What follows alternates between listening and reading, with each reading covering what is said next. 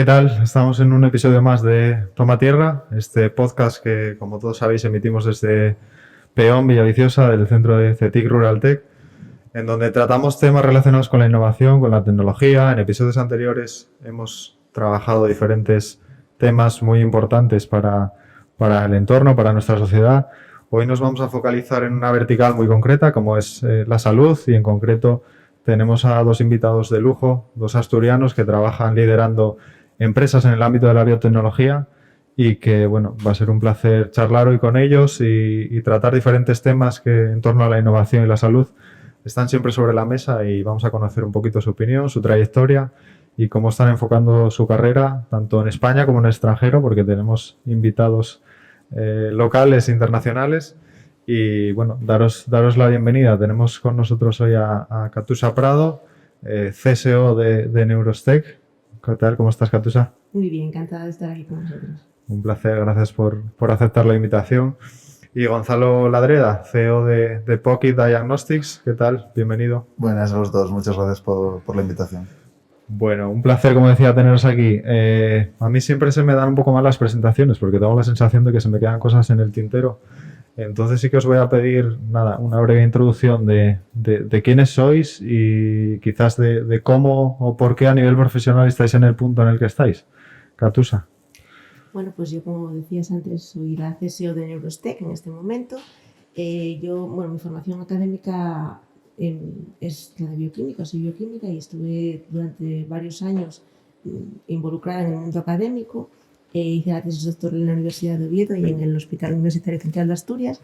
Y después, unos años después, empecé a trabajar continué mi trabajo de investigación en el ámbito de la empresa, concretamente en una empresa que se llamaba Gelsense. Y a partir de ahí, bueno, surgió la oportunidad de fundar nuestra propia empresa a través de, en conjunto con otros socios con los que había trabajado anteriormente, y fundamos Neurostech. Llevamos con Neurostech muy poquito tiempo. Neurostech no llega a 2 años todavía de vida, con lo cual, bueno, pues somos una empresa de reciente creación y nos dedicamos a la investigación y al desarrollo de dispositivos para la administración de fármacos en el sistema nervioso central, mediante vía intratecal. Somos, como os digo, una empresa muy de reciente creación y por lo tanto nuestro nivel de desarrollo tecnológico todavía es pequeño. Estamos iniciando pruebas en ratones y esperamos a lo largo del año que viene pues poder iniciar las pruebas en animales más grandes, con el objetivo de, en los siguientes años ser capaces de llegar a realizar las primeras pruebas en humanos si conseguimos tener éxito en estas primeras pruebas, que esperamos que sí, que sea así. Seguro que sí. Una pregunta general, pero al mismo tiempo específica. ¿Por qué el motivo de centrarse en enfermedades neurodegenerativas y lanzar esta empresa? Bueno, pues ahí confluyeron una serie de circunstancias que tuvieron que ver quizá con la casualidad, ¿no? Porque trabamos relación con un neurólogo de Luca que tenía desde hacía tiempo una idea en mente relacionada con una nueva forma de administrar fármacos en el sistema nervioso central. Esta forma de administrar fármacos tenía que ver específicamente con la capacidad para atrapar determinadas moléculas que son tóxicas, que son patológicas y que se encuentran en el líquido cefalorraquídeo. Y bueno, pues yo junto con otros de mis compañeros, con Gabriel Álvarez concretamente, teníamos conocimiento de cómo atrapar estas moléculas. Entonces ahí surgió, confluyeron por una parte esa idea y por otra parte ese conocimiento que teníamos por nuestra parte, y surgieron una serie de ideas que decidimos poner en marcha, ¿no? Y que se materializaron finalmente en esta empresa, Neurostech. Con un enfoque muy innovador, además, porque estamos hablando de un nuevo método de administración. ¿No decidisteis centraros en algo más habitual como reposicionamiento de medicamentos o como optimizar otros medicamentos, sino era por algo? Sí, nuestro sistema es un sistema muy novedoso porque está basado en una idea que nosotros denominamos pseudoliberación de fármacos. Es decir, nuestro sistema no administra el fármaco, no libera el fármaco en el sistema nervioso central. ¿Por qué? Bueno, pues porque el sistema nervioso central es delicado, como podéis imaginar, y no tolera bien que entren en su interior determinados fármacos, ¿no? De hecho, la administración directa en el sistema nervioso central generalmente causa efectos secundarios importantes, efectos graves. Nuestro sistema lo que hace es poner en contacto el líquido cefalorraquídeo con el fármaco, pero sin que el fármaco se libere en el sistema nervioso central. De este modo, por un lado, aumentamos mucho la eficacia de los fármacos, pero por otro lado evitamos los efectos secundarios. La idea de la pseudoliberación de fármacos es muy novedosa, justamente por esta doble vertiente, ¿no? La vertiente que consigue aumentar la eficacia, favoreciendo íntimamente el contacto del fármaco con la molécula diana, y por otro lado la vertiente de evitar efectos secundarios graves por la liberación de los fármacos en el sistema nervioso central. Sí es cierto que como empresa tenemos una segunda línea de negocio que tiene que ver con el reposicionamiento de fármacos justamente por la vía de cambio de forma de administración. Es decir, fármacos que ya se están utilizando actualmente para el tratamiento de las enfermedades neurodegenerativas, como puede ser el Alzheimer o el Parkinson, pueden aumentar su eficacia al ser administrados por esta nueva vía, de tal manera que serían susceptibles de ser reposicionados por esta nueva vía de administración. Pero nuestro objetivo prioritario, es decir, nuestra empresa pivota sobre este nuevo sistema de administración de fármacos. Lo novedoso es, claro, la tecnología también tiene un papel importante en el dispositivo que estáis desarrollando, entiendo. Sí, es un dispositivo que está basado bueno, a veces cuando intento explicarlo a la gente así que no tiene mucho conocimiento del tema, básicamente nuestro dispositivo lo que hace es una especie de diálisis del líquido cefalorraquídeo, con una ventaja muy importante, y es que es un sistema implantable. Es decir, no es una diálisis como la que se puede imaginar uno de una diálisis de un enfermo de riñón, digamos, ¿no? Que va a un hospital y se conecta durante un número determinado de horas a una máquina. Nuestro sistema es implantable, es un sistema pequeño, del tamaño de un poco más grande que un reloj, que se implantaría subcutáneamente en el abdomen y que tendría un catéter que sería lo que estaría insertado intratecalmente. Ese dispositivo está dotado de un sistema de nanomembranas de tamaño de poro muy reducido, que hasta ahora eran muy difíciles de fabricar, pero que hoy en día existe tecnología que permite fabricarlas, y lo que nos permite es hacer ese filtrado del líquido cefalorraquídeo. El líquido cefalorraquídeo entra en el dispositivo donde se encuentra con el fármaco ejerce su acción sobre él y el líquido cefalorraquídeo regresa al sistema nervioso central libre de la molécula tóxica. De esta manera, el fármaco, como decía antes, no se libera en ningún momento al sistema nervioso central y, sin embargo, ejerce su efecto. Es además un efecto continuado. La persona lleva el dispositivo implantado 24 horas al día durante 7 días a la semana. Y el fármaco puede ser reemplazado si se agota o si se satura de una forma muy sencilla, porque al estar implantado subcutáneamente, simplemente con una punción puede retirarse el fármaco utilizado, el fármaco usado, y reemplazarlo por uno nuevo.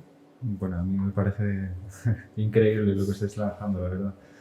Yo creo que ya tenemos un poco una idea conceptual de que estáis centrados. Voy a pasar la pregunta al otro sillón, al sillón rojo. Gonzalo, Poquí, Diagnostics. ¿Quién es Gonzalo Ladreda? Un poco lo que le planteaba Katusha al inicio.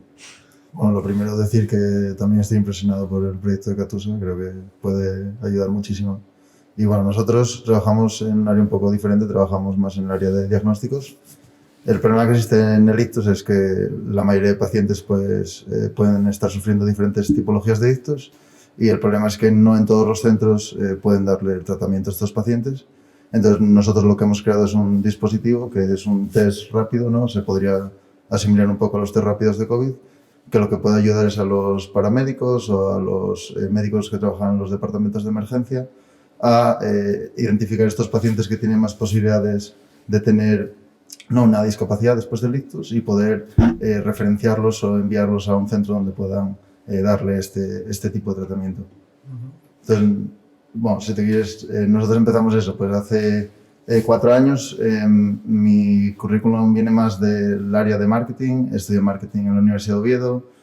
Cuando tenía 18 años creé mi primera startup, que era una marca más centrado en el mercado, en el retail.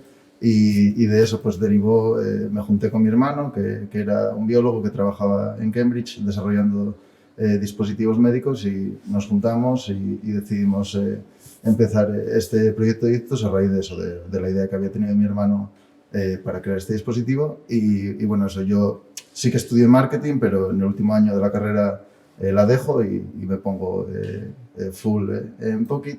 Y luego llevo 4 años en la Universidad de Cambridge, en el centro de... Bueno, tiene una incubadora para emprendedores y bueno, llevo como parte de su programa los últimos casi 4 años ya. Un cambio de sector notable, ¿eh? Sí, bastante.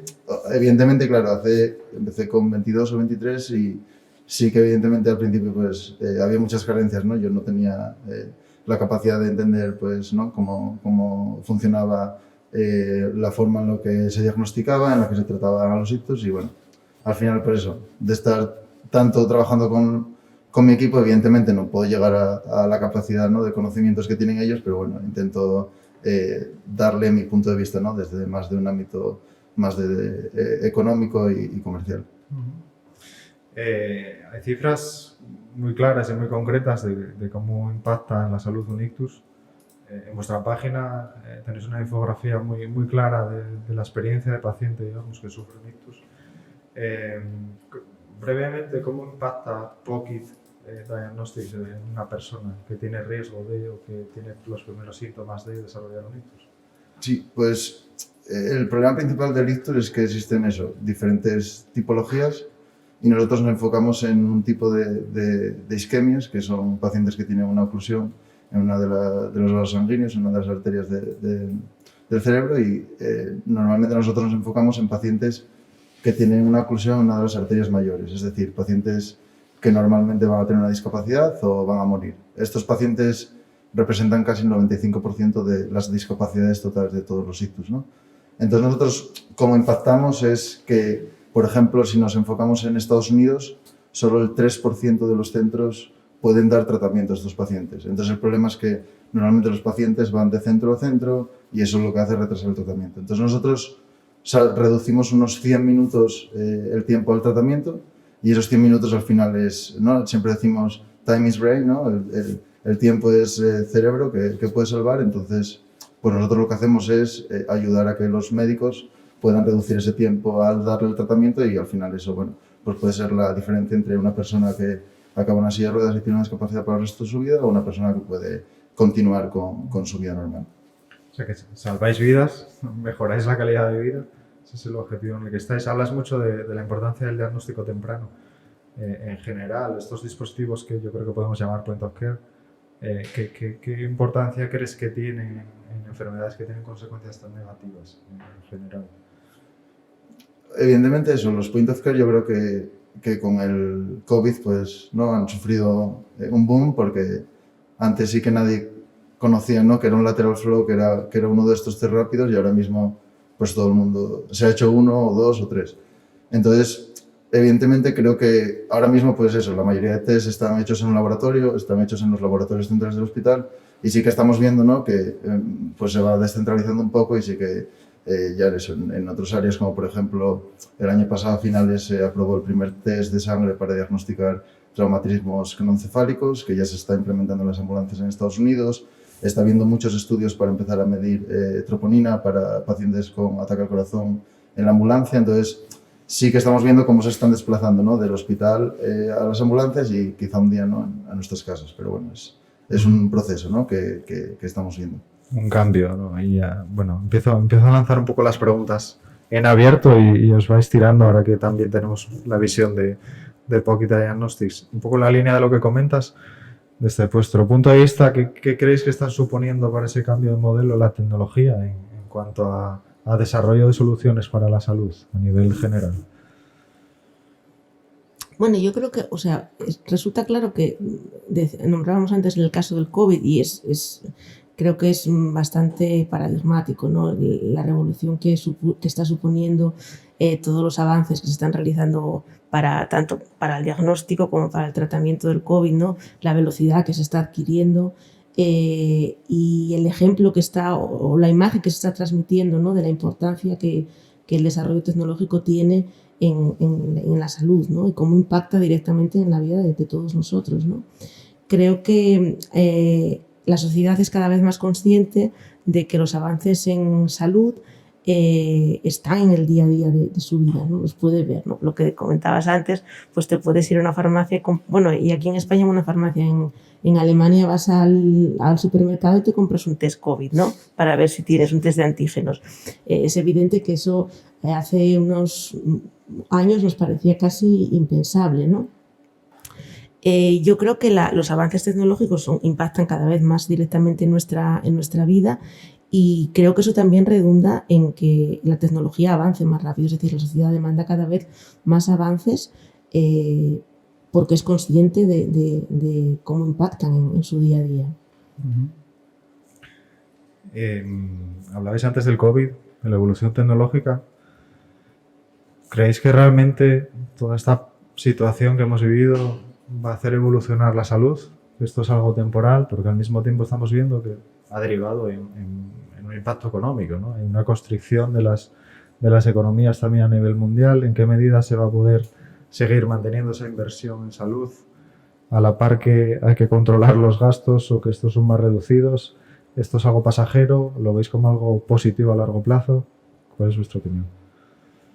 Yo, bajo mi punto de vista, al menos lo que me toca a mí, ¿no? Yo estoy establecido en Inglaterra y sí que, pues con el COVID lo que hemos visto es que la cantidad de financiación pública que se está destinando a empresas que trabajamos en diagnósticos es algo que era impensable hace un año, estamos hablando. Y luego también, que yo creo que está cambiando en el sentido de que sí que todo está muy centralizado, ¿no? Trabajábamos antes del COVID en oficinas, todo el mundo, ¿no? Estaba todo como mucho, nada era digital, ¿no? Y creo que con el COVID, pues eso, ahora trabajábamos desde casa, o bueno, el ejemplo de RuralTech. Entonces yo creo que pues la tecnología de la salud acompañará, ¿no? Si vamos a estar más descentralizados, si vamos a estar viviendo no todos en ciudades y todos trabajando en oficinas, sino que vamos a estar todos pues esparcidos, pues evidentemente pues la tecnología se irá adaptando a ese cambio, ¿no? Que es al final un cambio social, yo imagino. Sí, desde luego, ¿no? Porque pensaba yo ahora, bueno, pues que cada vez, escuchándote, ¿no? Cada vez es verdad que la salud sale más de los hospitales, más de los centros de salud y va más hacia casa, ¿no? Hacia el paciente en su vida diaria, tanto con los test de diagnóstico, por ejemplo, como por ejemplo nuestro dispositivo que está pensado para que el paciente no tenga que estar en un hospital haciéndose un tratamiento o no tenga que acudir al hospital todos los días o todas las semanas, 3 veces a la semana, ¿no? Yo creo que la salud va más por ese camino, va siendo cada vez más personalizada, va respetando más cada vez, digamos, la vida del paciente en su día a día, y yo creo que eso es muy importante, ¿no? Y también deja patente que el paciente, al final, que es el beneficiario de cualquier avance tecnológico que se haga en este aspecto, pues lo demanda, ¿no? Es decir, demanda, pues eso, tengo que seguir un tratamiento, pero quiero hacerlo en mi casa, quiero estar en mi ambiente, no necesito necesariamente estar yendo a un hospital o acudiendo a un hospital, ¿no? Creo que ese cambio desde el hospital hacia afuera, que es un poco también lo que ocurre sobre todo con los test de autodiagnóstico, ¿no? O de diagnóstico, bueno, los point of care, ¿no? Que al final tú puedes, no solamente lo puede utilizar un médico, por ejemplo, en una ambulancia, como es tu caso, sino que también incluso el propio paciente puede utilizarlos en su casa, ¿no? Sí. Como, por ejemplo, los test de embarazo, que son mucho más conocidos, pues hace muchos años las mujeres íbamos a hacernos un test al médico o a la farmacia, en el mejor de los casos, ¿no? Y ahora eso es impensable, todo el mundo sabe lo que es un test de embarazo, ¿no? Pues yo creo que va a ocurrir algo similar, y que la salud cada vez está saliendo más hacia el paciente, ¿no? Hacia el verdadero receptor. Yo creo que personalizada es justo la palabra, ¿no? Que se está personalizando más. Antes era mucho más general y ahora sí que nos están poniendo nombres y apellidos y pueden enfocar. Al final, el tipo de servicio que igual recibías hace unos años ahora es mucho más específico para ti. Lo que hubiera costado hace años millones, pues ahora vale unos pocos miles de euros. Entonces todo se va haciendo más, al menos bajo mi punto de vista, ¿eh? Yo creo que más accesible, más individualista, y creo que la clave, o sea, la palabra que dijiste, personalizada, es yo creo la clave. Bueno, van saliendo ya varios conceptos que luego vamos a ir ahí profundizando. Siguiendo un poco el hilo de lo que comentabais, ¿realmente veis algo realista y viable hacer esa medicina personalizada? Que algunos incluso le ponen el apellido de precisión al final. ¿Lo veis viable? Y al mismo tiempo la segunda pregunta es, ¿lo veis viable porque es casi una obligación que tenemos que ir hacia ahí o porque es una nueva oportunidad? Porque al final, cuando hablamos de medicina de precisión, de medicina personalizada, se compone de muchas cosas. Hay tareas que vienen desde la administración, pero hay otras soluciones como las vuestras que no dejan de ser dirigidas a la parte de medicina personalizada claramente, que van sumando también al sistema y que yo creo que contribuyen a evolucionar hacia ello. Pero ¿llegaremos a ese punto de medicina personalizada y cuándo o cómo? Yo creo que sí, claramente. O sea, llegaremos, es el destino. Ojalá pudiera decirte cuándo, no lo sé, pero sí, creo que claramente es hacia donde estamos yendo, sin ninguna duda, ¿no? Los tratamientos cada vez están más personalizados, cada vez aceptamos más que no hay tanto enfermedades sino enfermos, ¿no? Y que tenemos que ir a tratar al enfermo en sus necesidades. Una parte importante, por ejemplo, del dispositivo que estamos desarrollando en Neurostec y a la que nosotros le damos mucha importancia, es a que, por ejemplo, la dosis o la combinación de tratamientos que se puede poner es la que el paciente necesite. Es decir, no se tiene por qué poner una dosis 20 miligramos de cada 7 días, no. Se puede ajustar la dosis para conseguir que sea la más adecuada para el paciente. Entonces yo creo que ese tipo de intervenciones van a ser cada vez más necesarias, más exigidas por la sociedad y probablemente no tardemos mucho en que eso sea una realidad prácticamente en todas las enfermedades, ¿no? Yo creo que es algo que vamos a ver en pocos años, quizá en 10, 15 años, no creo que mucho más tarde. Bueno, somos optimistas entonces. Sí. No, totalmente en línea con lo que dices y creo que vamos a eso. Para mí, al menos lo que vemos nosotros en Estados Unidos, que Estados Unidos siempre va un poco por delante de nosotros y es el desafío que hay al menos con el point of care, con Precision Medicine, ¿no? Es quién paga, ¿no? ¿Quién paga el test? Creo que es el principal problema porque quizás con tratamientos es más fácil entender cuál es el impacto, ¿no? De un tratamiento, pero con un diagnóstico es mucho más difícil cuantificar cuánto dinero está salvando, a quién le está ahorrando dinero. Y creo que vuelvo a lo del COVID, ¿eh? Creo que lo del COVID le ha hecho darse cuenta a los gobiernos que, ostras, si la salud no funciona, no funcionan las empresas. Entonces, haber invertido 200 o 300 millones hace 5 años en investigación hubiera supuesto billones para el gobierno de España, ¿no? Entonces, creo que sí que se están aplicando mecanismos ahora para empezar a pagar estas tecnologías ¿no? Con la compra pública innovadora se están implementando nuevas vías de comprar, pero el problema es eso, que ahora mismo los procesos de pago para un producto como el nuestro son súper difíciles, súper rocambolescos y incluso nosotros que venimos del área de la salud tenemos que crear dentro del sistema nuevos métodos para que nos paguen, ¿no? Entonces, creo que ahí está, bajo el punto de vista, yo no veo a la gente pagando por tener un test en su casa, pero sí que veo al sistema sanitario diciendo, ostras, igual me conviene tener, ¿no? Este test, que la gente tenga este test en casa, porque eso me va a repercutir en que a final de año mi balance va a ser mucho más positivo. Y yo creo que es para mí el súper reto, ¿no? El cómo pagamos la nueva tecnología que viene. Sí, eso sin duda. Yo creo que al final el dinero es el que, no sé si por suerte o por desgracia, pero es el que marca, ¿no? Y yo creo que el COVID probablemente supuso un cambio de paradigma y nos alertó a todos de la necesidad de invertir en esa investigación, en innovación y ser conscientes de que hay un tiempo para que veamos los resultados, ¿no? Lo que no podemos es ser cortoplacistas y invertir ahora 200 millones o no sé cuánto y esperar tener resultados dentro de 6 meses, porque eso en ciencia no funciona, nunca funciona. Entonces hay que tener una visión a largo plazo y ser conscientes de que lo que invertamos ahora va a suponer beneficios quizá a medio y largo plazo, pero que es importante invertir ese dinero ahora. Yo espero que no sea flor de un día, es decir, espero que no sea que ahora estemos emocionados con el tema del COVID y tengamos muy buenas intenciones y dentro de 1 o 2 años volvamos otra vez a estar en la situación en la que estábamos, ¿no? Pero sí que es importante ser conscientes de la necesidad de invertir dinero. La ciencia, la innovación, la tecnología es muy cara. Cuando nos vamos al ámbito biosanitario es especialmente cara, pero el impacto que tiene es no solamente económico, sino también social y personal, es muy, muy importante, ¿no?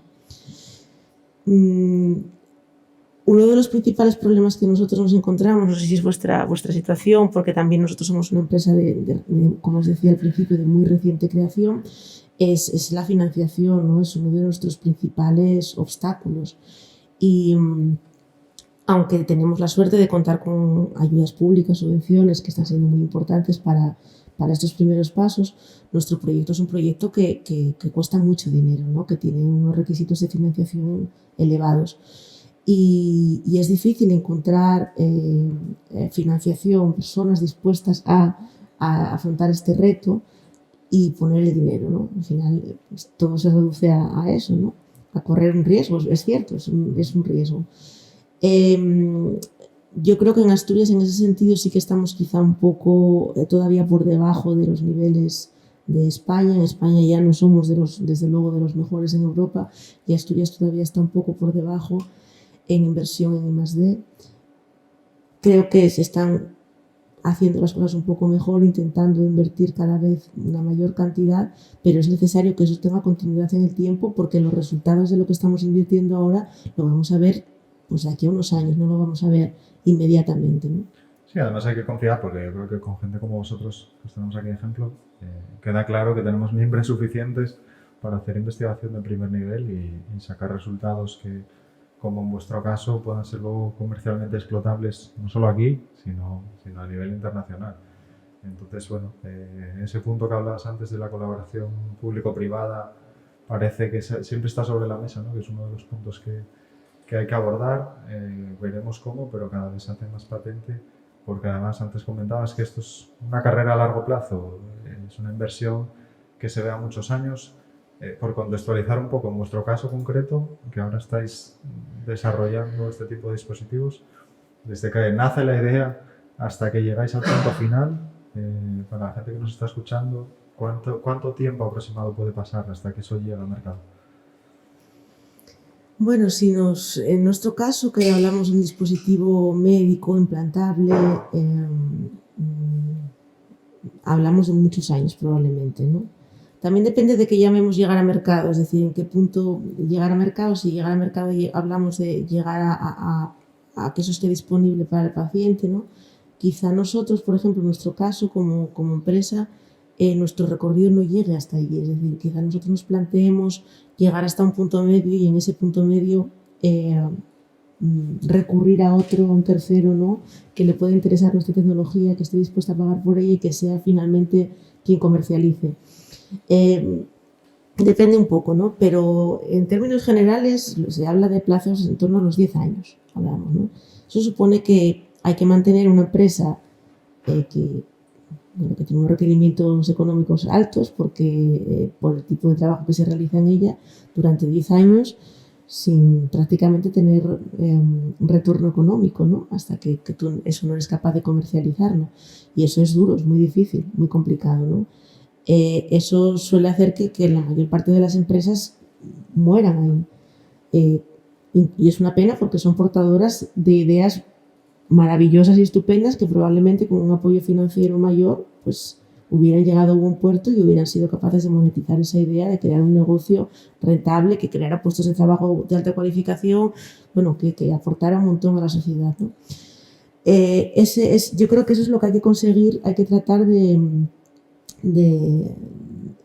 focalizar la ayuda allí, ¿no? O sea, una startup no es un negocio como otro cualquiera, no es abrir un bar, no es poner una librería, ¿no?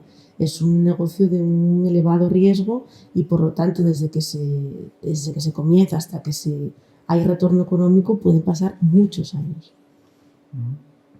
En vuestro caso en concreto ahora mismo, nosotros vais por diferentes fases de evolución, lógicamente. Sí, nosotros ahora mismo estamos en una fase de desarrollo. Bueno, estamos todavía en fase de prototipo para animal pequeño. Estamos probando un prototipo en modelos murinos de enfermedad de Alzheimer. y nuestra idea es continuar con el desarrollo de un dispositivo que ya sea apto para implantar en humanos y que probaremos en animales grandes y en cerdos. Esto supone que cuando acabemos los ensayos en cerdos, si todo va bien, ese dispositivo podría ser probado en humanos, en ensayos, ¿no? Humanos.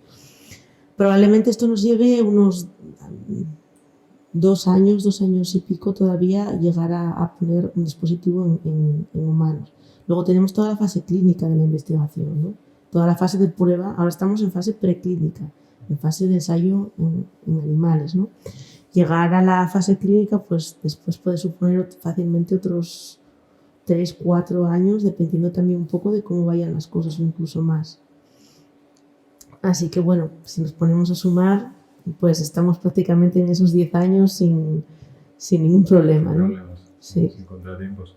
En nuestro caso similar, no tantísimos requerimientos, porque en el caso de Neurostec es muy invasivo el dispositivo, pero también tenéis que abordar diferentes fases de experimentación clínica hasta que podéis salir a la calle a enseñar el niño que ha nacido.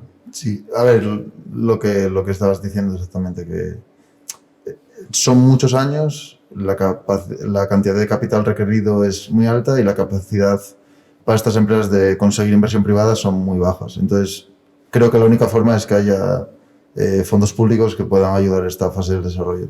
En nuestro caso sí que igual es un poquito menos por eso, por el sector en el que estamos. Nosotros empezamos con un estudio muy pequeñito, con 40 pacientes.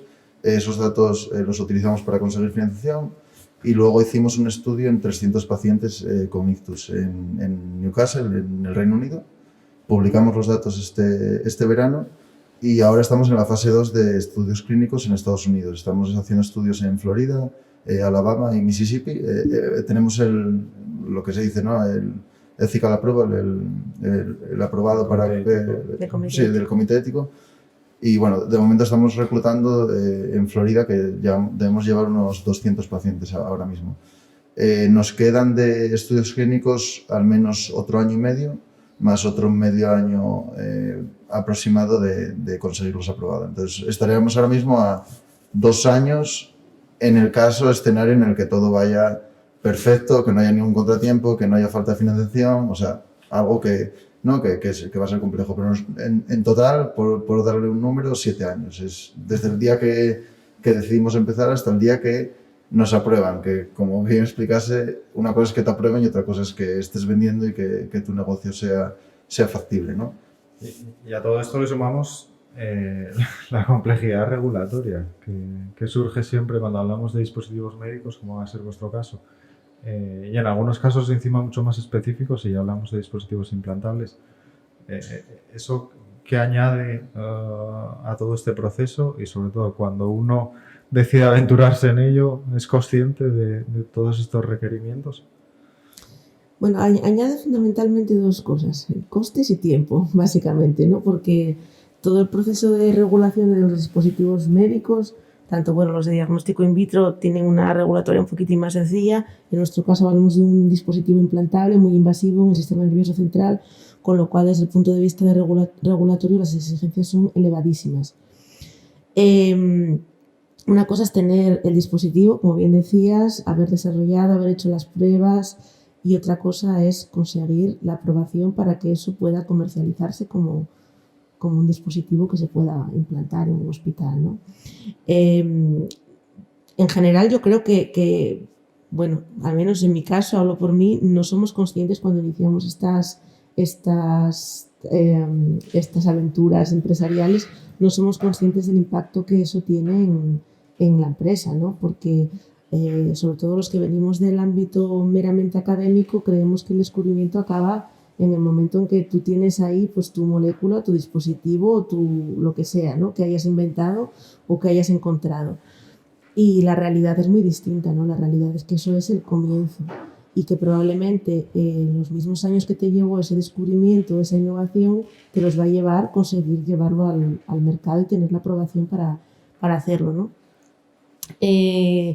En nuestro caso, de hecho, bueno, el coste económico es elevadísimo y los tiempos son muy elevados. Aparte que la regulatoria de los dispositivos médicos es tremendamente compleja, varía de un país a otro, no es lo mismo la Comunidad Europea, por ejemplo, con Estados Unidos, es diferente. No por tener permiso para vender en Europa tienes permiso para vender automáticamente en otros países. Es complicado. Y bueno, es un paso más que también evidentemente depende de dónde vengas, es más fácil o menos fácil. Por eso os comentaba algo antes, ¿no? Nosotros como empresa no tenemos todavía definido claramente hasta dónde vamos a llegar, ¿no? Quizá en algún momento determinado necesitaríamos tirar de una empresa, una farmacéutica o una empresa de dispositivos médicos potente que fuera la encargada de llevar eso finalmente al mercado, ¿no? Porque quizá nosotros no tengamos esa capacidad. Ojalá en estos años podamos evolucionar lo suficiente para poder hacer ensayos clínicos, para poder encargarnos de toda la regulatoria clínica y llegar a ese punto, pero la realidad es que quizá no sea posible, ¿no? Por la complejidad. O sea, totalmente de acuerdo con todo lo que acabas de decir y para mí yo la regulatoria la veo como un poco un arma de doble filo, ¿no? Que tiene su parte, ¿no?, negativa de que envuelve pues mucho coste, una serie de testeo y bueno, luego además eso, pues que los equipos fundadores nos tenemos que sumergir en ello y dejar de, ¿no?, la parte de investigación y enfocarnos a solo la parte regulatoria. Luego para mí está la parte no positiva, que también es como un poco el sello de denominación de origen, ¿no?, que al final es algo que es único, que tú tienes y que te está dando un valor, ¿no? Entonces, tiene su parte para mí negativa, que es mucho coste, mucho tiempo, y su parte positiva, que es que una vez que lo consigues estás, ¿no?, en una posición muy positiva y, por ejemplo, eso no lo encuentras ¿no?, en el mercado de las apps, ¿no? Tienes una app y no va a haber una regulatoria o algo que te diga, no, está aprobado y esto tiene X valor, ¿no? Es algo, yo creo, como un sello diferenciador, pero evidentemente es algo que al principio, pues, como tú decías, es algo que desconoces, tú pues lo que quieres es desarrollar el dispositivo, pero en ningún momento piensas en todos los procesos que vas a tener que ir llevando y es algo que al final te consume casi todo. O sea, hablo por nuestra experiencia, te consume la parte de investigación, pues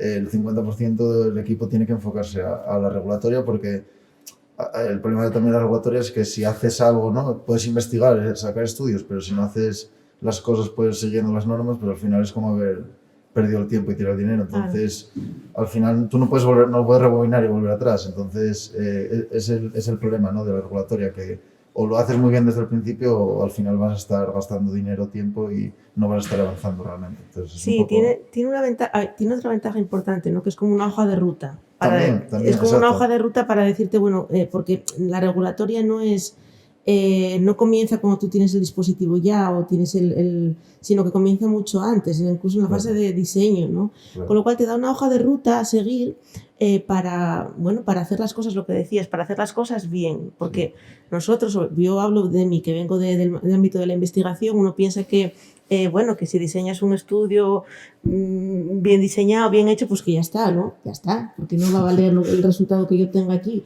Pues no, igual no vale, ¿no? Porque pues hay que seguir una serie de normas, hay que hacer las cosas de una manera determinada para que eso tenga validez para el organismo que va a evaluar, ¿no? Entonces, bueno, sí que es lo bueno que tienes, que te da esa hoja de ruta y si la tienes desde el comienzo presente, puede ser una ayuda. Te complica las cosas, efectivamente, y supone un coste importante, pero te ayuda. El problema yo creo que está más bien en que los que nos dedicamos a esto, muchos de los que nos dedicamos a esto, no somos conscientes desde el principio de que tenemos que seguir eso. Entonces, uno empieza y de repente un día dice, uy, espera, que esto no. Entonces yo creo que estaría muy bien, por eso creo que es importante que cuando, por ejemplo, en las universidades, en los centros de formación, se hablara de esta parte, ¿no? De que no todo vale en investigación, está muy bien la investigación, pero que a veces para que eso tenga una trayectoria, para que eso tenga una capacidad de monetizarse, de llegar al mercado, de suponer un avance real y tangible, a veces hay que hacer las cosas de una determinada forma, ¿no? Y eso al menos yo no lo sabía. Yo lo Yo aprendí, pues bueno, como se aprenden estas cosas en el camino, que está muy bien también aprenderlo en el camino, pero hombre, si hubiera agradecido quizá que alguien me hubiera dicho antes, mira, esto es así, funciona así y mejor que lo empieces ya desde el principio así, ¿no? Para no tener que repetir a veces pues cosas que parecen muy evidentes, pero son gastos.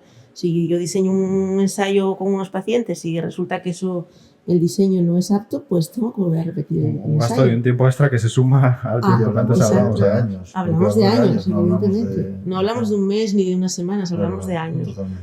Sí. ¿Y cómo veis el encaje? La tecnología sabemos que evoluciona muy rápido. Comentábamos antes que la gente demanda este tipo de soluciones. La parte regulatoria, ¿cómo se ajusta con esa otra velocidad que están llevando los usuarios y la tecnología? ¿Es suficientemente flexible? ¿Necesitamos cambios también en esa parte? ¿Cómo lo veis? Yo creo que aquí el COVID sí que marcó una diferencia, ¿no? Porque sí que nos mostró a todos que las cosas se pueden hacer más flexibles y un poco más rápidas, ¿no? Con la aprobación de las nuevas vacunas y de algunos tratamientos también para el COVID, ¿no? En general, bueno, los organismos reguladores son lentos y eso pues no facilita la llegada a mercado de las nuevas innovaciones, ¿no? Fármacos o dispositivos o cualquier otra tecnología sanitaria. Yo creo que, espero que el COVID haya servido también para mostrar a los organismos reguladores que se pueden agilizar las cosas y se pueden reducir los tiempos también, ¿no? Sin que eso interfiera en la calidad, evidentemente, y en la seguridad de los avances, ¿no? Es muy importante que lo que llega al mercado esté firmemente probado, sea seguro, sea eficaz, pero también facilitar un poco la burocracia, ¿no? Especialmente lo que os comentaba antes, ¿no? Cuando se trata de pequeñas empresas, las que hacemos los desarrollos, que te enfrentas al organismo regulador X de X país y que te ves un poco indefenso, ¿no?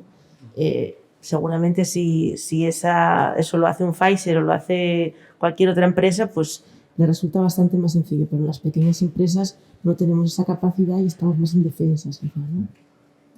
Yo creo que era ya una tendencia, ¿no? O sea, antes ya del COVID ya se venían aplicando, pues en Estados Unidos se hizo la Breakthrough Devices, que era una forma de acelerar todo, ¿no? El proceso. Luego con el COVID sí que es verdad que en Estados Unidos se implementa un plan para todas las tecnologías que estén relacionadas con el COVID, lanzarlas. No es que te las aceleren, pero bueno, sí que el FDA pues está poniendo más atención a todo eso. Pero sí, totalmente de acuerdo que con el COVID yo creo que va a haber ya venía, ¿no? Porque, por ejemplo, en nuestro caso, todo el tema de diagnósticos en Europa iba a cambiar, ¿no? Ahora cambia en mayo de 2022. Pero eso, yo creo que con el COVID, pues, sobre todo recordar tiempos, ¿no? Que yo creo que se han dado cuenta los cuerpos regulatorios que realmente, evidentemente, pues el nivel de testeo que tienen que pedir pues va a ser similar, pero lo que tienen que cortar ellos son, ¿no? Todos esos tiempos de burocracia que realmente pues es tiempo que estamos perdiendo de tener un impacto en los pacientes, ¿no? Que es lo que está cambiando un poquito, yo creo, con el COVID. Bueno, muchas cuestiones que, como decía, siempre están encima de la mesa, que el COVID nos ha venido a sacar un poco a la luz. Esperemos que sean, como decías, no flor de un día, sino a largo plazo. Pasando un poco también por la parte personal, Katusa, y aquí ya centro un poco en ti la pregunta. Emprender está muy bien, es necesario, se vende desde muchos estamentos, incluso la necesidad.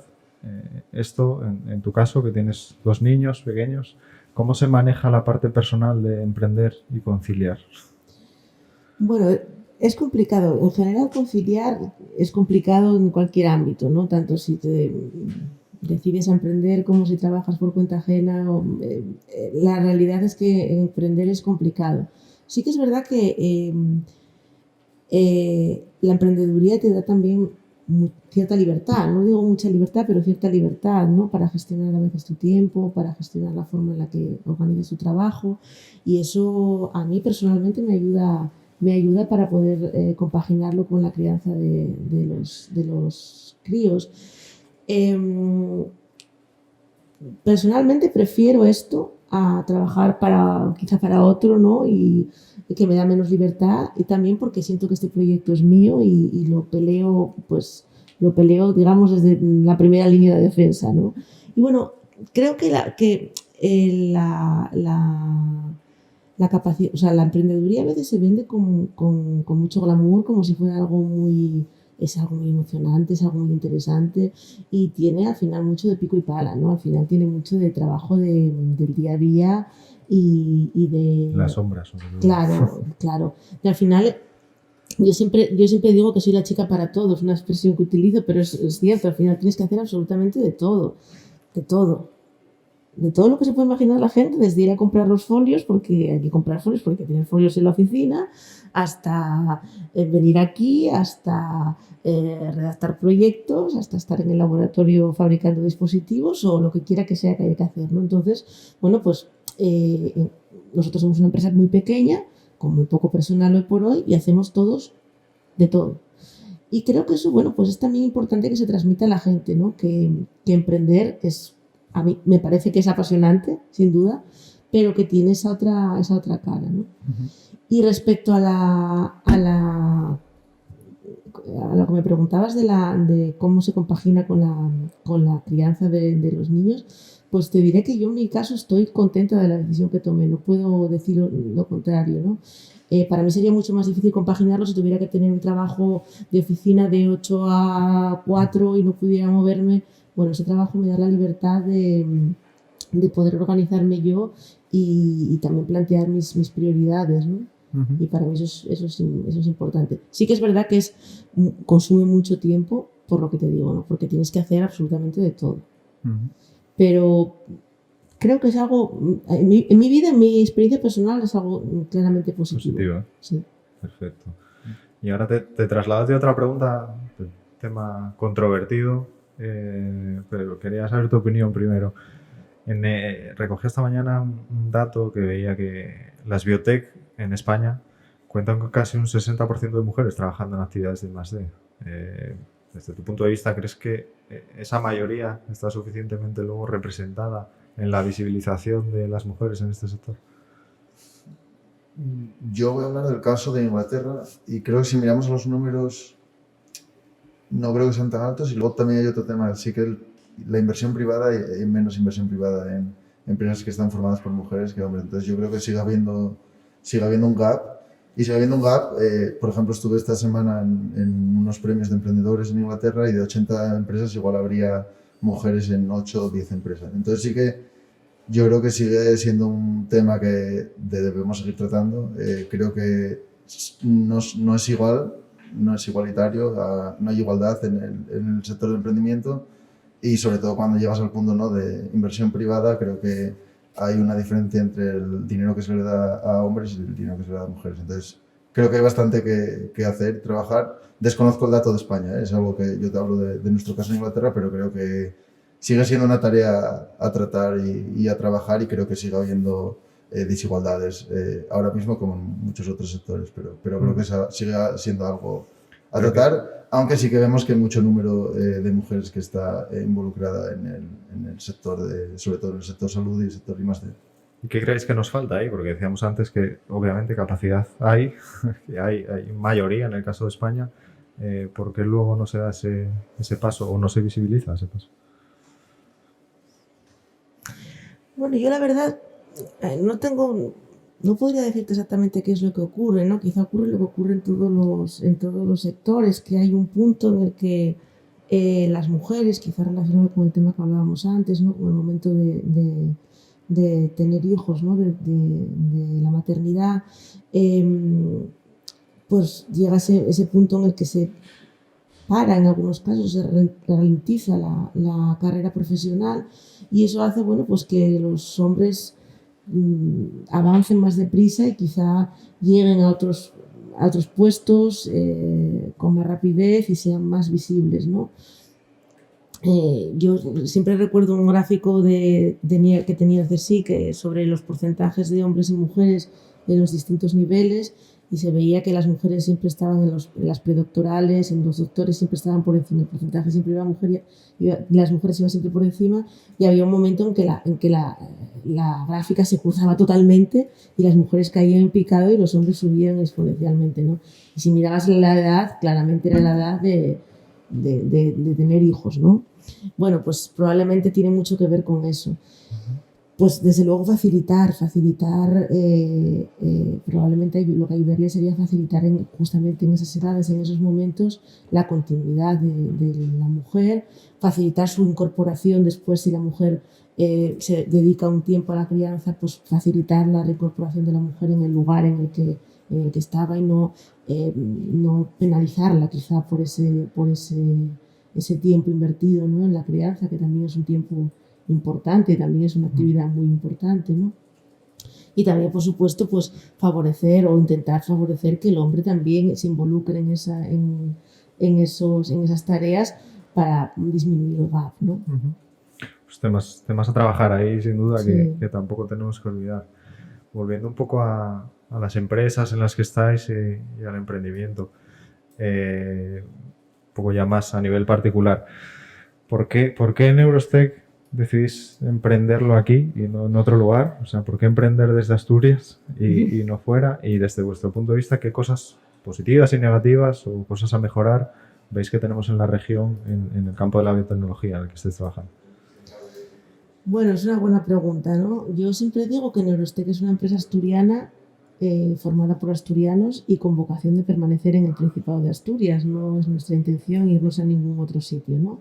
Más allá de que en un futuro pues esto pueda internacionalizarse, pero nuestra idea es permanecer aquí.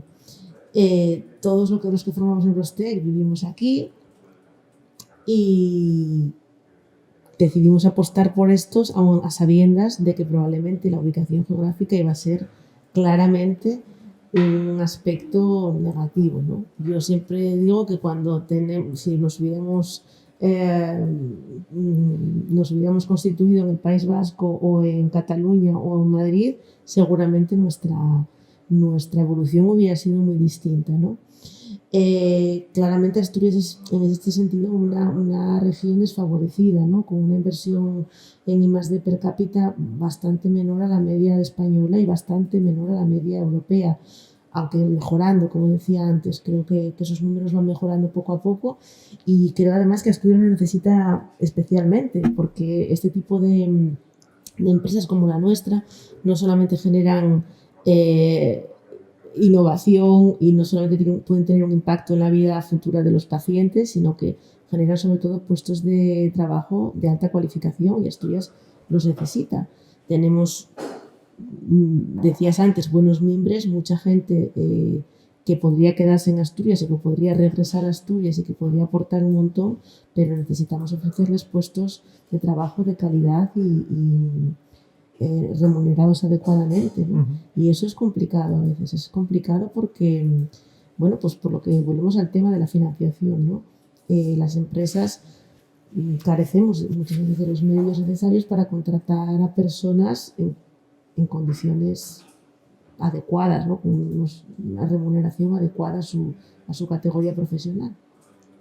Yo, sin embargo, creo que a pesar de que soy consciente de que si nos hubiéramos ubicado en otro sitio hubiéramos tenido otra trayectoria, creo que es bueno también que hagamos el esfuerzo de apostar por Asturias y de tratar de ofrecer también lo que podamos, ¿no?, a esta sociedad. Pues me parece una postura muy, muy positiva. En el caso de Poppida Diagnostics, estáis en Oxford, Cambridge. La diferencia desde fuera, por lo menos, parece notable. Tú eres de aquí, trabajas allí. ¿Qué aspectos positivos y negativos ves en uno y otro lugar? A ver, yo intenté... O sea, mi hermano es asturiano y es asturiano y nuestro objetivo siempre fue empezar a crear esto en Asturias. El problema es que aquí no tuvimos el apoyo por parte, sinceramente, de los clínicos. No se nos apoyó, no se nos ayudó a investigar y eso fue lo que nos echó de aquí. O sea, nosotros queríamos hacerlo aquí, pero más allá de no tener un apoyo o una opinión positiva por parte de los médicos en Asturias, pues tuvimos más bien una opinión negativa. Entonces nosotros pues lo que hicimos fue irnos a un lugar donde sí que estuvieran de acuerdo con lo que estábamos haciendo, ¿no? Entonces yo es lo que encontré en Inglaterra. Aquí me encontré con que no querían ayudarme a investigar y siento que sea una crítica a Asturias, pero creo que fue el decisivo, ¿no? Yo aquí no, los médicos no querían investigar con nosotros, versus en Inglaterra uno de los médicos más importantes de neurología pues estaba 100% con nosotros. Ese fue, por así decirlo, como el detonante, ¿no? Por lo que nosotros un poco nos fuimos. Y luego ya fue pues a raíz de tema, ¿no? La capacidad que tienes de inversión. Después, bueno, yo comparto al final edificio con, ¿no? Casi edificio con AstraZeneca, con pues farmas y empresas de diagnóstico muy grandes y así no teníamos ese apoyo, pues si además le sumas en todo, ¿no? Encima de eso todo el acceso a financiación, todo. Al final nosotros somos una empresa más allí, ¿no? Al final pues hay muchos casos de éxito en Cambridge en el área de la tecnología y pues nosotros al final es mucho más fácil, ¿no? Replicar algo que ya existe, que evidentemente en Asturias pues es más complejo porque sí que existen menos ejemplos. Pero eso, yo creo que al menos mi crítica, por así decirlo, un poco a Asturias fue que no había por parte de las instituciones, no financiación en ese caso, pero más por las instituciones investigadoras no estaban, bajo nuestro punto de vista, muy a favor de lo que estábamos haciendo y esa fue la razón principal. Y visto desde fuera con un... Perdona, que tú... No, quería que esto que está comentando es interesante porque yo esa percepción también la tengo, ¿eh?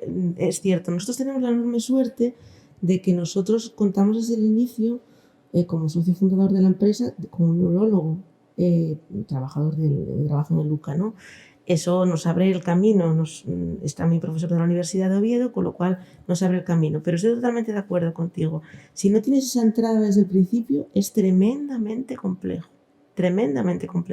Es decir, si no naces ya mezclado con un ecosistema clínico o universitario de la rama bio, es muy complicado acercarte al clínico y decirle, oye, tengo esta idea, quiero probarlo.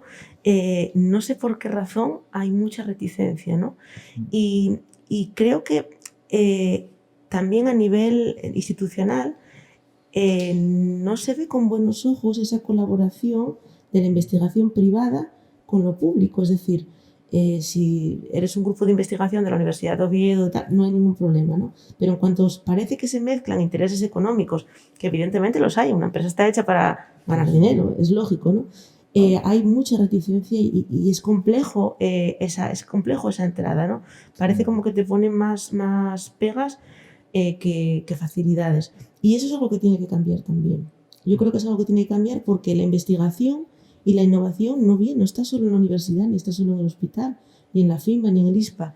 La investigación en Asturias está también en gran parte en muchas empresas, con lo cual tiene que haber esa colaboración. Es cierto que se está abriendo, ¿no? Por ejemplo, mismamente nosotros estamos participando ahora mismo hay unas convocatorias específicas para la participación de grupos de investigación junto con empresas, pero todavía son convocatorias un tanto, escasas y tampoco favorecen excesivamente a la empresa, ¿no? Pero bueno, al menos sí que están hechas pensando en ese link, en establecer ese link, ¿no? Pero yo creo que mientras no se establezca eso, estamos perdidos. Mientras creamos que la universidad y el hospital van por un sitio y las empresas por el otro, no vamos a conseguir dar el salto, ¿no? Totalmente de acuerdo.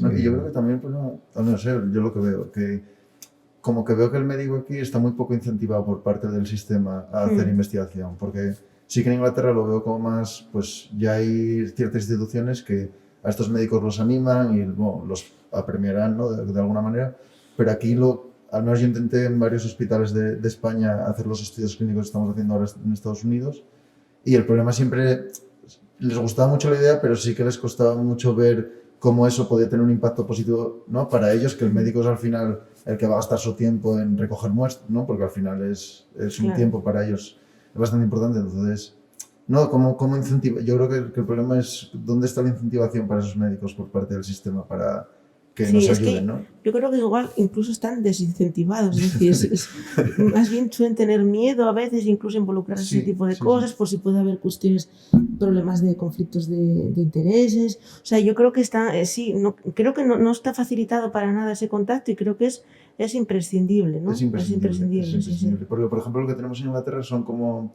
pues instituciones donde tienen las bolsas de médicos con las que eso, pues tú contactas con ellos y ya te ponen en contacto con los médicos. Aquí es como más lo que dices tú, tienes que tener, pues nosotros eso, teníamos algún contacto y tal, y es como te tienes que al final meter, ¿no? Por gente que conozcas, pero no hay no hay un sitio donde puedas ir y decir, oye, que tengo esta idea de cómo puedo validarla, ¿no? Yo creo que es lo que falta un poquito, totalmente. Sí. Además es totalmente necesario, ¿no? El conocimiento de los profesionales clínicos al final es lo que te da la base luego de la evidencia que te está exigiendo. Entonces tiene que haber esa complementariedad. Nosotros necesitamos, o sea, al clínico lo necesitamos sí o sí, eso está totalmente claro. Y en ese esquema, ¿cómo engrana también el paciente cuando el usuario final no es el profesional? Muchas veces hablamos de diseño centrado en el paciente. ¿En qué medida debe incorporarse también a ese proceso? Bueno, yo la experiencia que tengo de personal, no tanto ahora mismo, porque ya os digo que en este proyecto todavía estamos en una fase muy incipiente, pero fíjate, es justo exactamente lo contrario de lo que acabo de decir de los clínicos, es lo contrario. El paciente está maravillosamente bien dispuesto a participar.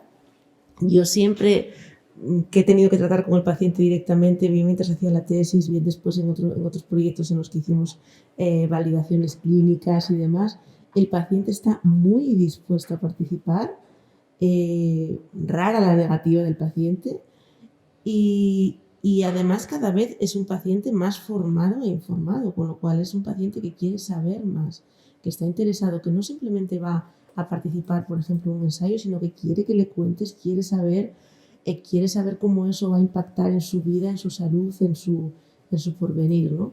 Yo creo que ahí los pacientes dan un muy buen ejemplo, ¿no? Y generalmente no es curioso, no pone ninguna pega, ¿no? Yo esto lo recuerdo ya desde los años de la tesis, que yo llamaba siempre como, porque, bueno, utilizábamos muestras de pacientes y llamaba a los pacientes para solicitarles su participación con más miedo que vergüenza, porque me parecía como una intromisión, ¿no? Y era todo lo contrario, estaban encantadísimos de participar y creo que ahí es muy importante, ¿no? Y es muy importante también la participación de las asociaciones de pacientes, por ejemplo, en los proyectos incluso de diseño de determinados dispositivos o determinadas tecnologías, porque ellos son finalmente los que van a ser el usuario final y es importante que participen en eso y que den su opinión. Sí. Perfecto. Bueno, pues estaría aquí muchísimo tiempo hablando con vosotros, la verdad. Por ir cerrando, una pregunta un poco compleja y a lo mejor un poco tópica, pero si nos vamos al 2050, ¿cómo veis la salud del futuro con todo esto que estamos hablando? Bueno, hombre, la veo bastante diferente de la que tenemos ahora mismo, ¿no? Un poco hilando con lo que decíamos antes, la veo una salud más centrada en el paciente, más personalizada, quizá no una salud tan hospitalaria, por ejemplo, ¿no? Lo cual probablemente pueda ser bueno en muchos aspectos. Y veo también pacientes cada vez más conocedores todos conocemos más de lo que nos puede ocurrir, de nuestras enfermedades, con lo cual veo ahí cada vez más la necesidad de centrarse en los pacientes. Y lo que sí espero es que con la suficiente financiación y con la suficiente fuerza económica como para seguir siendo pues lo más pública, lo más gratuita, lo más amplia posible, que es complicado, ¿no? Financiar todo eso, pero espero que así sea. Sí. No, Gonzalo.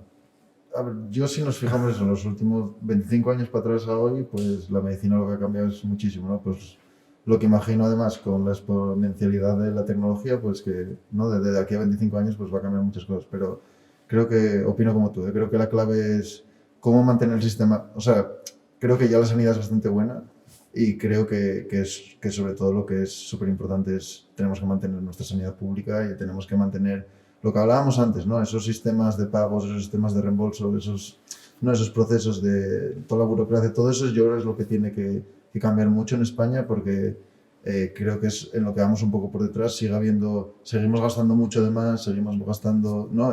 Gastando mucho tiempo, todo en papel, nada. Entonces yo creo que tampoco tenemos que ir con coches voladores, porque tampoco creo que haga falta, pero creo que sí que tiene que haber más, tenemos que ser más, bajo mi punto de vista, eficientes, y yo espero que pues para 2050 es lo que consigamos más, ¿no? Y que todo el mundo, pues hacer esa medicina personalizada realmente accesible para todo el mundo. Y yo creo que para mí creo que es el objetivo, más que tener una app como inteligencia artificial que te mire todo. Creo que el acceso a la mejor sanidad posible creo que es el objetivo para España, sobre todo para 2050. Genial, bueno, pues vamos a pensar entonces en ese objetivo de usar la tecnología para aumentar la igualdad en salud. Y nada, daros las gracias por este rato que hemos pasado aquí. La verdad que a mí personalmente me ha encantado. Espero que haya resultado interesante también para los oyentes que tenemos en nuestro podcast. Y bueno, nos quedan muchos temas sobre la mesa. Nos lo apuntaremos para un posible futuro episodio. Y desearos muchísima suerte en el trabajo que estáis haciendo. Y nada, que sigáis adelante, que regiones como la nuestra la necesitan. Así que adelante con ello. Muchas gracias. Muchísimas gracias.